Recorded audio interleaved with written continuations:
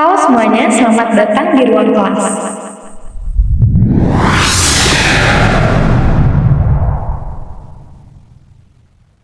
Latihan soal UAS Ekonomi Akuntansi kelas 12 semester ganjil. 1. Informasi keuangan perusahaan dapat digunakan oleh pihak-pihak di luar perusahaan, khususnya pihak perbankan untuk A. Menilai perkembangan kemakmuran perusahaan. B. Menetapkan besarnya pajak yang harus dibayar. C. Menilai prospek perusahaan yang akan datang. D. Menentukan untuk menambah atau mengurangi modal.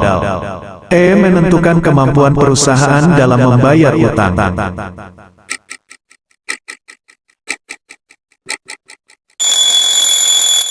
Laporan keuangan digunakan oleh bank sebagai kreditor perusahaan untuk menganalisis kemampuan perusahaan dalam membayar utang. Maka jawaban yang benar adalah pilihan jawaban E. 2. Perhatikan jenis-jenis aktiva berikut ini. 1. Tanah.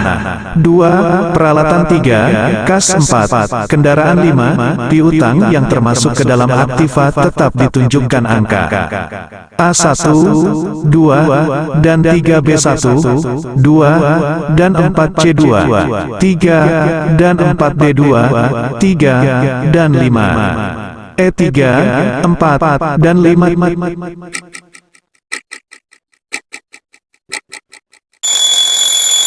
Aktiva tetap adalah aktiva yang berwujud secara fisik dan digunakan serta dimanfaatkan untuk kegiatan produksi barang dan atau jasa oleh perusahaan secara terus-menerus.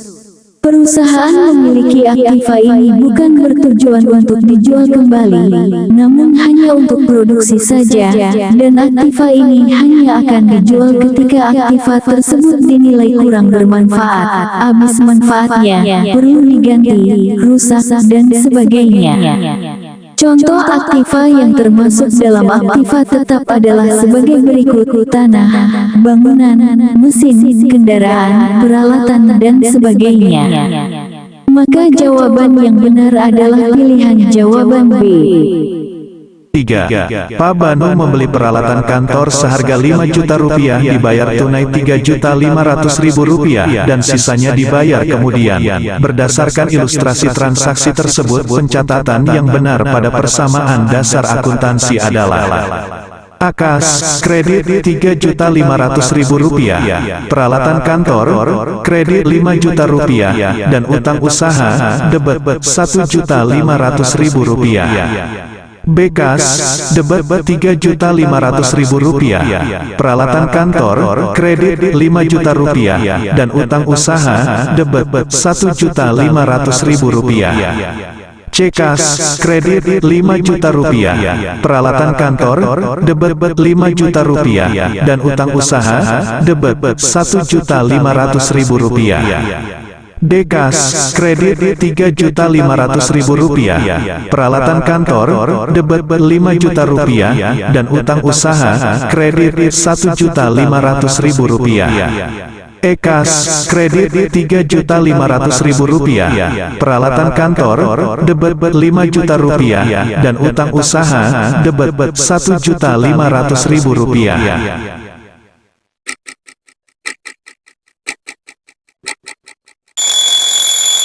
Transaksi pembelian peralatan kantor secara tunai dan kredit menyebabkan perubahan pada akun harta dan utang. Akun harta berupa kas berkurang 3.500.000 rupiah, peralatan kantor bertambah sebesar 5 juta rupiah, dan utang usaha bertambah 1.500.000 rupiah.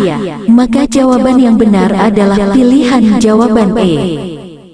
4. Bukti transaksi memainkan peranan penting dalam siklus akuntansi karena ketidakadaan bukti transaksi merupakan indikasi awal adanya kecurangan, fraud, dalam perusahaan. Di bawah ini merupakan bukti transaksi beserta fungsinya adalah benar kecuali akwitansi sebagai bukti pembayaran yang dibuat oleh pihak yang menerima uang.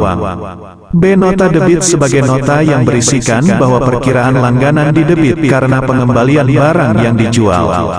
C. Cek yang merupakan perintah yang diterima dari pihak lain sebagai alat untuk melakukan pembayaran melalui bank. D. Faktur sebagai bukti transaksi untuk pembelian dan penjualan kredit yang dibuat pihak penjual kepada pihak pembeli. E. Nota kredit sebagai nota yang berisikan perkiraan langganan di kredit karena penerimaan kembali barang yang dijual.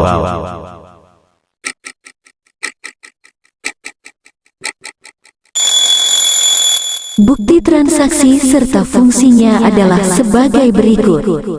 Kwitansi sebagai bukti pembayaran yang dibuat oleh pihak yang menerima uang. Nota debit sebagai nota yang berisikan bahwa perkiraan langganan didebit karena pengembalian barang yang dibeli. Cek yang merupakan perintah yang diterima dari pihak lain sebagai alat untuk melakukan pembayaran melalui bank. Faktur sebagai bukti transaksi untuk pembelian dan penjualan kredit yang dibuat pihak penjual kepada pihak pembeli. Nota kredit sebagai nota yang berisikan perkiraan langganan di kredit karena penerimaan kembali barang yang dijual. Memo sebagai bukti yang dibuat pimpinan perusahaan untuk bagian akuntansi atau urusan akuntansi. Nota sebagai bukti penjualan barang yang langsung dibayar oleh pembeli. 5. Pelunasan utang usaha sebesar Rp1.500.000 apabila dicatat dalam jurnal umum adalah: A. Utang usaha Rp1.500.000 kas Rp1.500.000.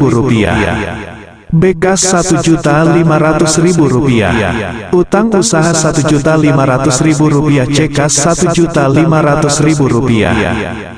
Piutang usaha Rp1.500.000 D. Piutang usaha Rp1.500.000. Kas Rp1.500.000 E. Beban utang Rp1.500.000. Kas Rp1.500.000.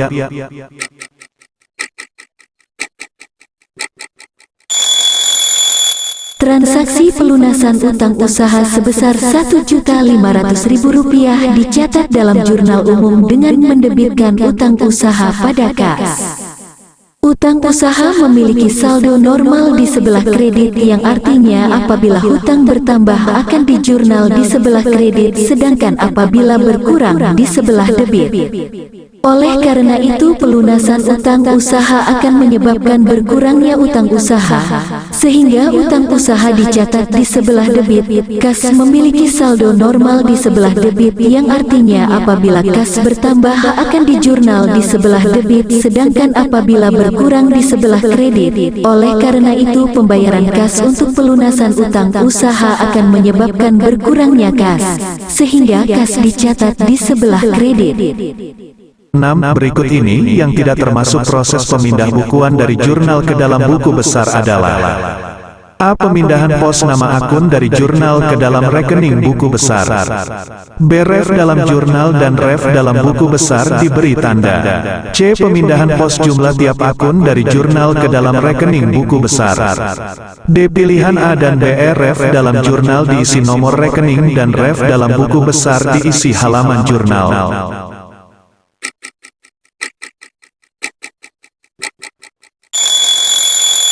Proses pemindah bukuan dari jurnal ke dalam buku besar antara lain sebagai berikut. Pemindahan pos nama akun dari jurnal ke dalam rekening buku besar. Pemindahan pos jumlah tiap akun dari jurnal ke dalam rekening buku besar. Ref dalam jurnal dan ref dalam buku besar diberi tanda. 7. Salah satu syarat pembayaran pada faktur penjualan adalah 2/10 N30, yang berarti pembeli akan mendapat potongan sebesar 2% dari nilai faktur penjualan apabila melakukan pembayaran kurang dari 10 hari dari tanggal faktur. Akun yang digunakan untuk mencatat potongan sebesar 2% tersebut adalah: A. Potongan pembelian. B. Potongan penjualan. C. Retur pembelian. D. Utang usaha. E. Retur penjualan.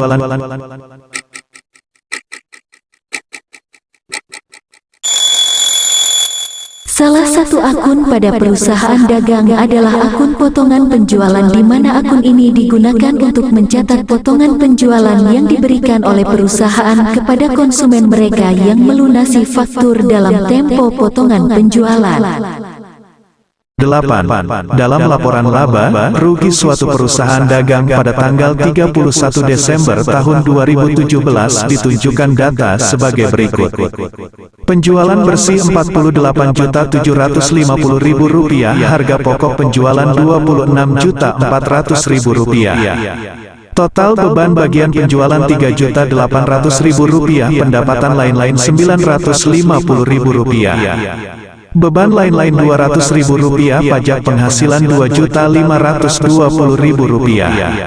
Berdasarkan data tersebut, besarnya laba bersih sebelum pajak adalah A. Rp19.300.000, B. Rp16.850.000, C. Rp16.800.000. DRP 17.000.00, ERP 17.200.000,00.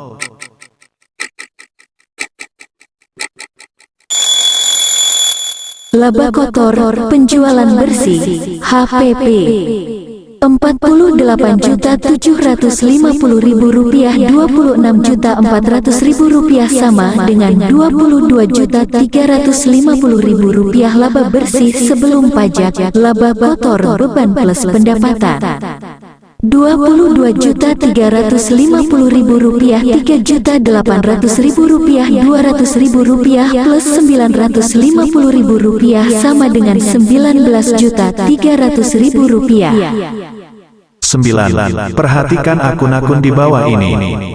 1. Piutang dagang. 2. Penjualan. 3. Pembelian. 4. Kas. 5. Biaya angkut pembelian. Akun yang bersaldo 0 setelah jurnal penutup adalah A1, 2 dan 3 B2, 3 dan 4 C2, 3 dan 5 D3, 4 dan 5 E1, 3 dan 5.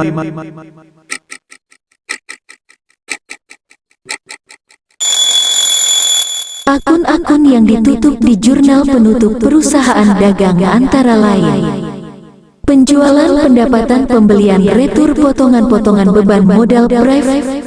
10. Akun beban angkut pembelian pada akhir periode bersaldo Rp1.500.000. Jurnal penutup akun beban angkut pembelian pada tanggal 31 Desember tahun 2017 adalah A. Modal Rp1.500.000, beban gaji Rp1.500.000, B. Beban gaji Rp1.500.000, modal Rp1.500.000, C. Beban gaji Rp1.500.000, ikhtisar LR Rp1.500.000, D. Ikhtisar LR Rp1.500.000, beban gaji Rp1.500.000, E. Beban gaji Rp1.500.000, pendapatan Rp1.500.000.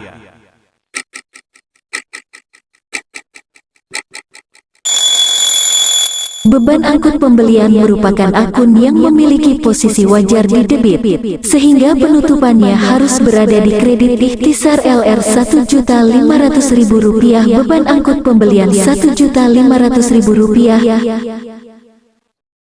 Semoga latihan soal ini dapat membantu kamu dalam mengerjakan soal nanti ya. Ayo, terus asah kemampuanmu dengan mengerjakan soal-soal ekonomi.